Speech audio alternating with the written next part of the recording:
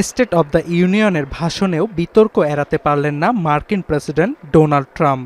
কংগ্রেসে একের পর এক অভিভাষণ বিরোধী বক্তব্যের কারণে মঞ্চে উপস্থিত ডেমোক্র্যাট নেতাদের তোপের মুখে পড়েন ট্রাম্প।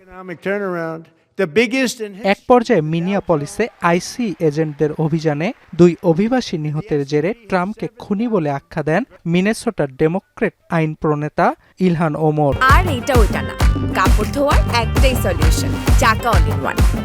এ সময় তার অতিথি হিসেবে আসা বাংলাদেশি বংশোদ্ভূত মার্কিন প্রকৌশলী আলিয়া রহমান দাঁড়িয়ে বিক্ষোভ শুরু করেন। সঙ্গে সঙ্গে ক্যাপিটল হিল পুলিশ আলিয়াকে রুম থেকে টেনে হিঁচড়ে বের করে নিয়ে যায়। পরে সেখান থেকে পুলিশি হেফাজতে নেওয়া হয় আলিয়াকে।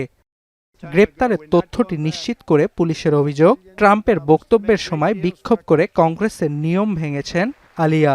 এ সময় তাকে বেশ কয়েকবার শান্ত হওয়ার আহ্বান জানালেও না মানায় গ্রেপ্তার করা হয়।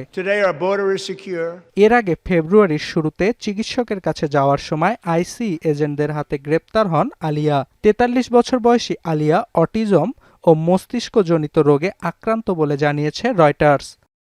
অর্ণব প্রসাদ, এখন বিশ্ব।